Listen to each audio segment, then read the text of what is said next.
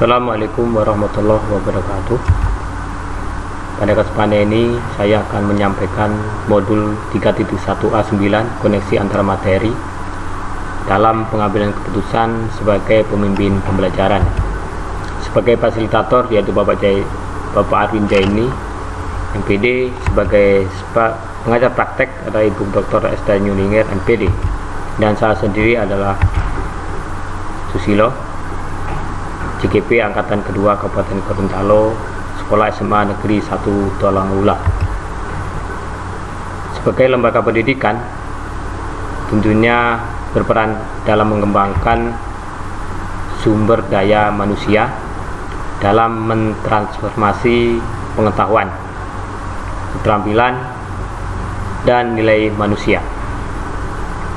Di dalam lembaga pendidikan terdapat komponen yang ekosistem terlibat di dalamnya: kepala sekolah, guru, siswa, dan tenaga lainnya. Guru merupakan stakeholder penting dalam mentransformasi aspek pendidikan sebagai pemimpin pembelajaran dalam mengelola kegiatan pembelajaran di kelas maupun di luar kelas.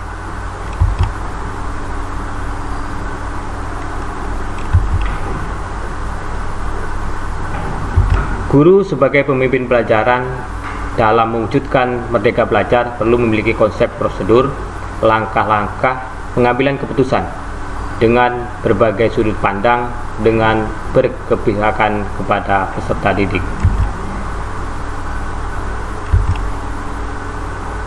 Filosofi Ki Hajar Dewantara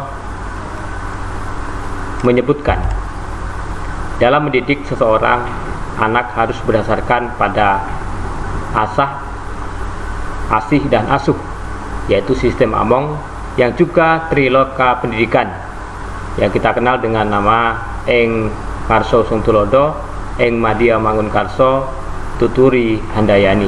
Inilah filosofi Ki Hajar Dewantara.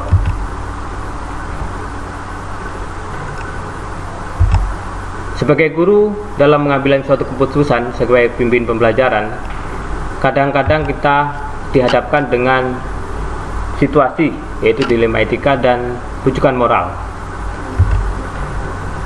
Dilema etika adalah situasi yang terjadi ketika seseorang harus memilih di antara dua pilihan, di mana kedua pilihan secara moral benar tetapi bertentangan. Sedangkan rujukan moral adalah situasi yang terjadi ketika seorang harus membuat keputusan antara benar atau salah.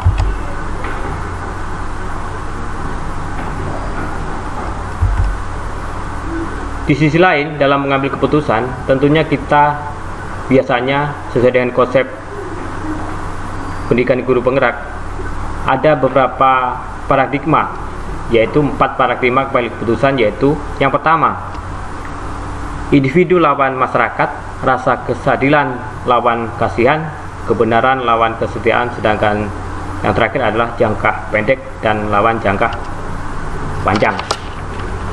Kemudian yang berikut ada lagi konsep berkaitan dengan 3 prinsip resolusi, yaitu berpikir berbasis hasil akhir, berpikir berbasis peraturan, dan yang ketiga adalah berpikir berbasis rasa peduli.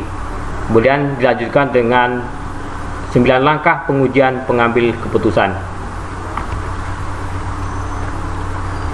Dalam menerapkan prinsip berbasis peduli, guru mencoba untuk memberikan kesempatan kepada anak untuk merdeka menjadi satu hal yang menyenangkan dan bermakna di kelas maupun di luar kelas.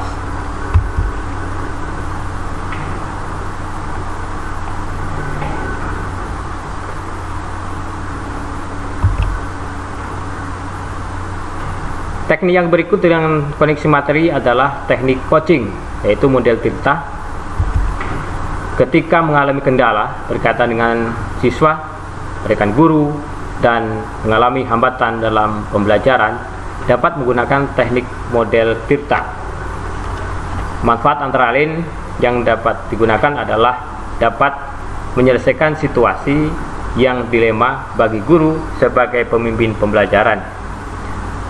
Hal ini sangat efektif sebab siswa dapat menemukan potensi diri dengan penuh kesadaran dan penuh tuntut bertanggung jawab.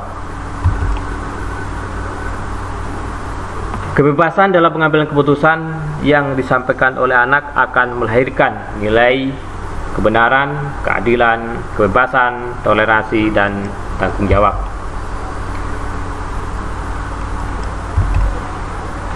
Berkaitan dengan koneksi yang berikut adalah nilai guru penggerak sebagai pengambil keputusan sebagai pemimpin pembelajaran.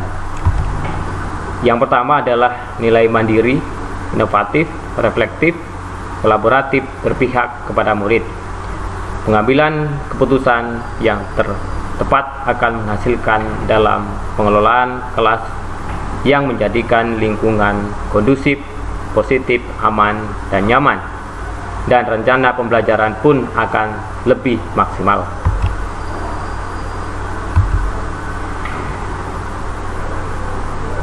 Sebelum saya akhiri pada koneksi antara materi ini, izinkan saya menyampaikan pepatah mengatakan bahwa mengajarkan anak menghitung itu baik, namun mengajarkan mereka apa yang berharga adalah yang terbaik. Demikian yang dapat sampaikan, kurang dalamnya mohon maaf. Saya akhiri, wassalamualaikum warahmatullahi wabarakatuh.